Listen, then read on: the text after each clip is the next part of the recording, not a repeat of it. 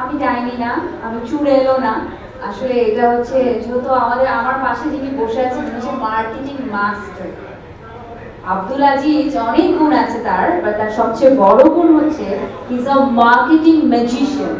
উনি জানে কি করলে কিভাবে করলে দর্শকের নজরে সেটা পড়বে। আমি ওনাকে যখন এই পোস্টারটা রিলিজ করলো আমি বললাম, ভাইয়া আমি কি জিন সিনেমা, আপনি কেন দিলেন এটা? আপনি জিন কি জিন এটা তো অডিয়েন্সের জানার দরকার নেই, আমি এটা দিব, এটা আমার দিতে হবে।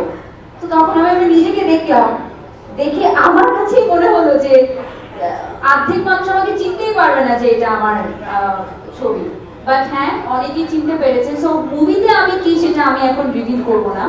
তবে আপু যেটা একটা প্রশ্ন করেছেন আমি প্রস্তুতি নিয়েছি কিনা, আমার 10 বছরের ক্যারিয়ার। আব্দুল আজিজের থ্রুতে জ্যাজ মাল্টিমিডিয়া থ্রুতে 2015 সালে আমি সিনেমাতে পা রেখেছি। এর আগে আমি এই টেলিভিশনগুলোতে উপস্থাপনা করতাম। মানে হাজার হাজার টেলিভিশন শো, স্টেজ প্রোগ্রাম আমি উপস্থাপনা করেছি। ওটা আর সিনেমার মধ্যে আকাশ পাতাল পার্থক্য রয়েছে। পার্থক্যটা একটাই যে অ্যাক্টর অ্যাক্ট্রেসদের পর্দায় একটা ফ্যাক্টর লাগে। যে ফ্যাক্টরটা আমাদেরকে খুঁজে বের করতে হবে, আমার ফ্যাক্টর কি। তো প্রথমবার যখন আমি পর্দায় নিজেকে দেখেছি আমি সেটা খুঁজে পেয়েছিলাম, এটা আমি কোনোদিন আপনাদেরকে বলবো না।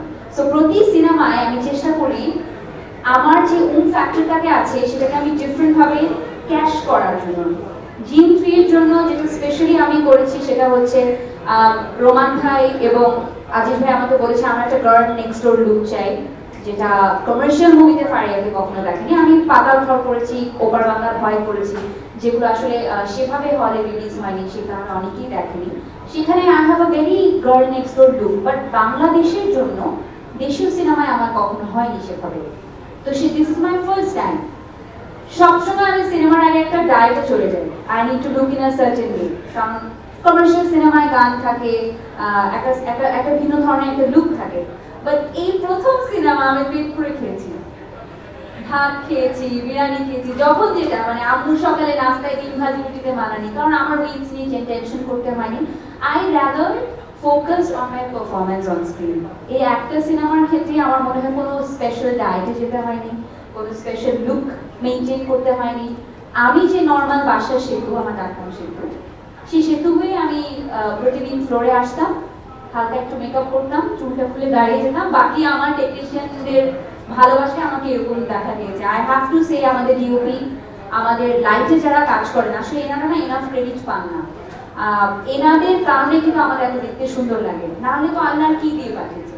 So I would say these are the preparation I maintain. এবং শুটিং এর সময় আমরা বলবো আমাদের একটা ভালো টিম বন্ডিং ছিল আপু, যেটা আসলে খুব কম সিনেমায় আমি পেয়েছি। যে আমরা সবাই একসাথে বসে গল্প করতাম, আড্ডা দিতাম। গল্পে আড্ডায় যে সম্পর্ক কত মধুর হয় সেটা আসলে পর্দায় দেখা যায়, কারণ ওনার সাথে কিন্তু আমার ফার্স্ট টাইম কাজ। কেমিস্ট্রিটা কিন্তু মাঝে মাঝে চোখে চোখে তাকিয়ে ভাইয়া তুমি একটু এরকম আমি একটু এরকম হয়ে যায়। এই যে মাধুর্যটা, এটা আসলে অনেকটা বন্ধুত্বের কারণেও হয়েছে। So I think I hope I answered your question. Thank you so much.